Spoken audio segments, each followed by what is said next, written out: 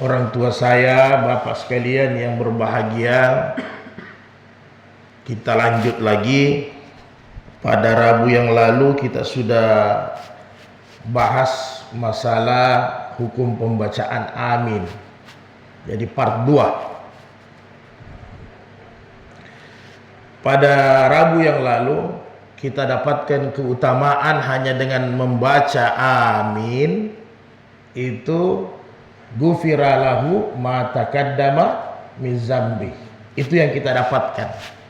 Dosa-dosa kita yang lalu berguguran. Jadi bayangkan kalau setiap hari 17 kali. Jadi umur-umur kita dulu dosa-dosa yang banyak itu, alhamdulillah mudah-mudahan habis. Tidak perlu menunggu bulan Ramadan. Ya. Kemudian yang kedua lagi, keutamaan yang kedua kita melafazkan amin. Ini ringan sekali. Di lisan ini mudah sebenarnya. Jadi satu hadis sahih di Sahih Muslim, Rasulullah bersabda an Abi Musa al-Ash'ari radhiyallahu anhu, gal Rasulullah sallallahu alaihi wasallam.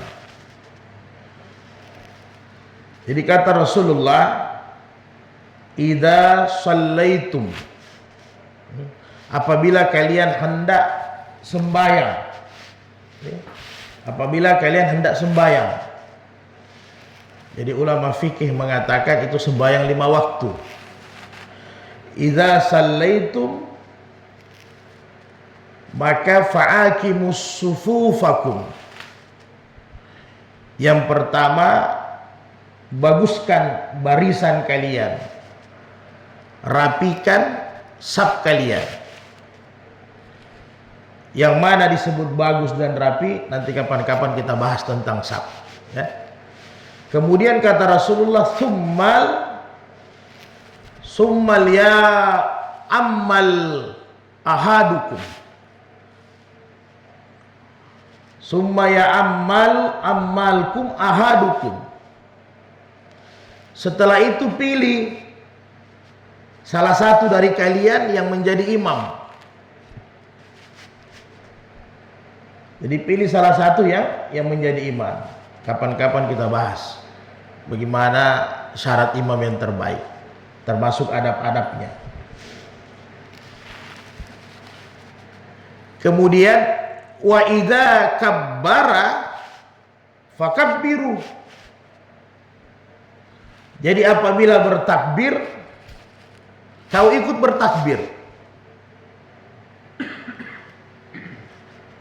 Ini kalau dalam penjelasan hukum, ulama hadis mengatakan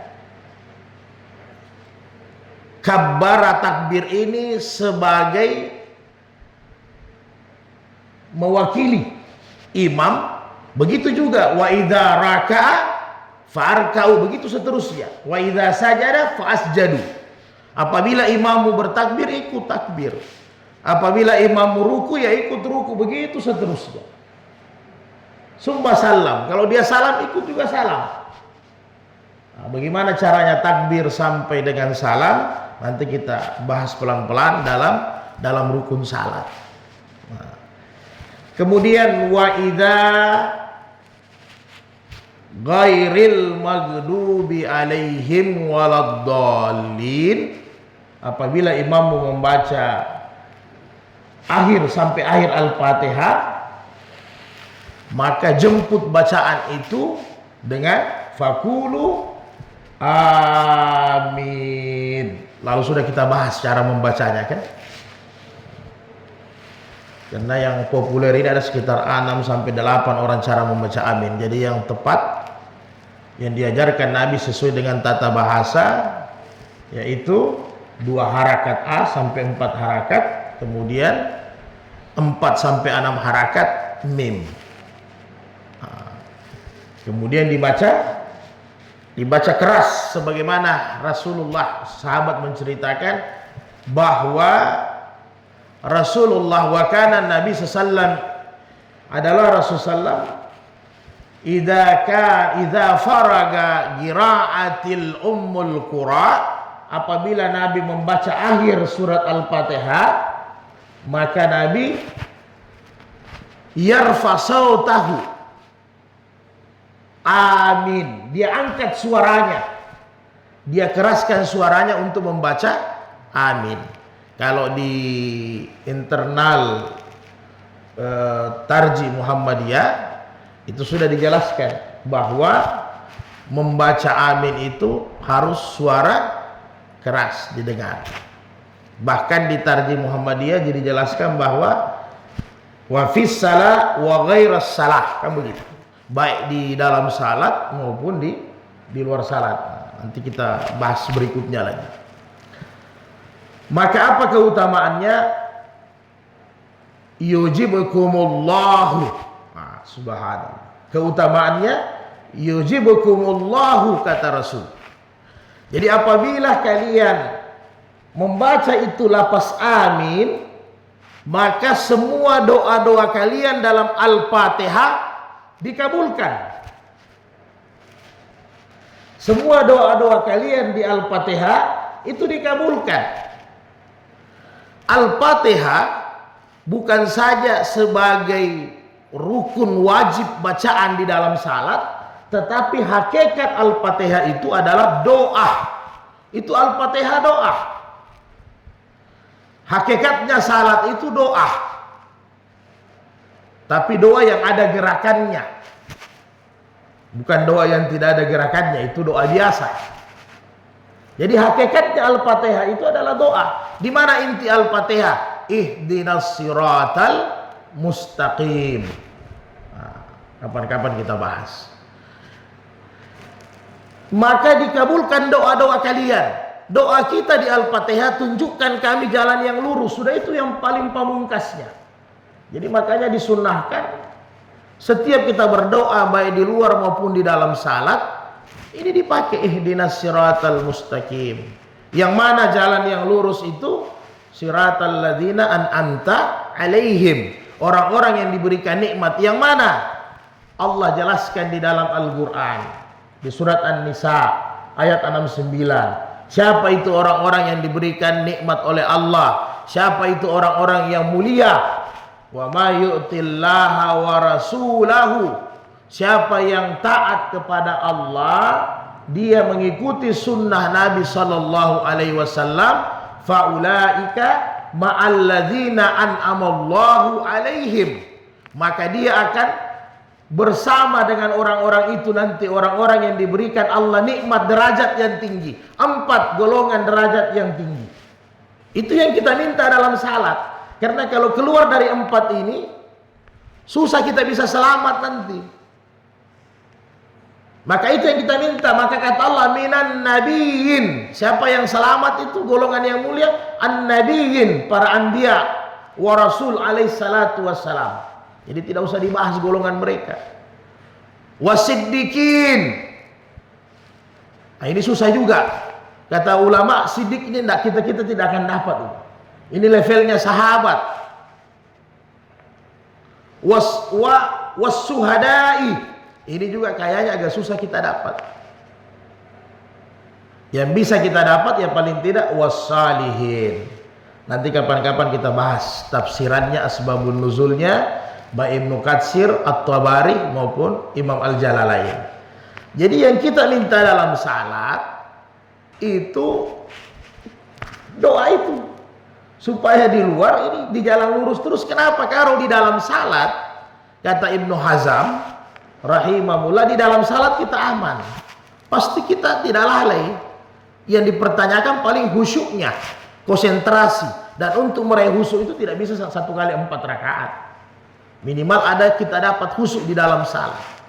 Tetapi yang kita minta jalan lurus ini supaya di luar, di tempat aktivitas kita, di tempat kita bekerja, dimanapun kita berada di luar daripada salat, tetap Allah berikan kita petunjuk untuk senantiasa berada di dalam kebaikan, berada di jalan yang lurus. Kenapa? Karena kita minta kepada Allah setiap saat berada di jalan yang baik. Jangan sampai pada saat itu Allah cabut kita punya nyawa, Allah cabut kita punya ruh, pisah dengan jasad, kita tetap dalam kebaikan. Itulah yang dibilang dengan husnul khatimah.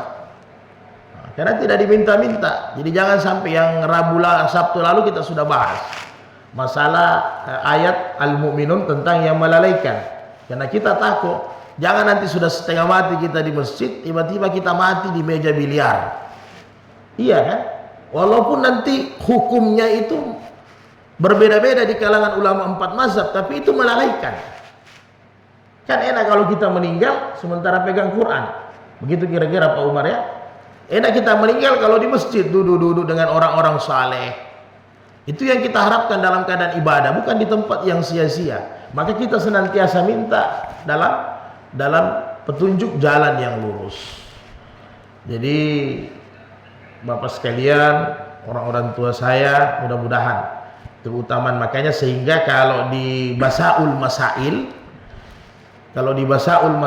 itu dari hadis inilah, sehingga setiap saat biasa kalau berdoa para ulama utamanya dijelaskan oleh Imam Nawawi di Al-Majmu' di beberapa kitabnya, Imam Syafi'i di At-Tanbih, itu setiap berdoa selalu mereka sisipkan Al-Fatihah di akhir doa. Karena memang Al-Fatihah itu induknya doa. Jadi mereka sisipkan itu Al-Fatihah atau minimal ihdinas siratal mustaqim. Mereka sisipkan itu di akhir-akhir doa. Kenapa? Karena ini setelah di akhir doa, amin yujibukumullah, maka itulah Allah kabulkan itu doa. Allah jamin ini. Allah jamin ini. Sehingga makanya di Tarjih Muhammadiyah bacaan amin harus dibaca di dalam salat maupun di luar salat kalau kita habis baca Al-Fatihah.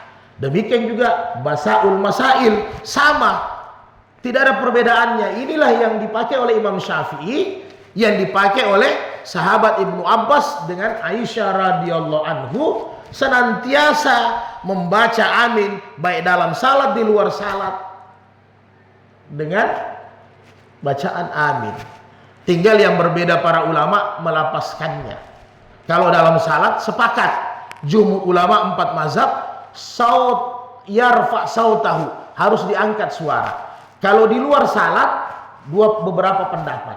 Kalau Imam Syafi'i dengan Imam Hambal, di luar salat maupun di dalam salat, ketika kita habis baca Al-Fatihah, amin minimal tetap disuarakan, walaupun tidak seperti di dalam salat diangkat suara, minimal didengar.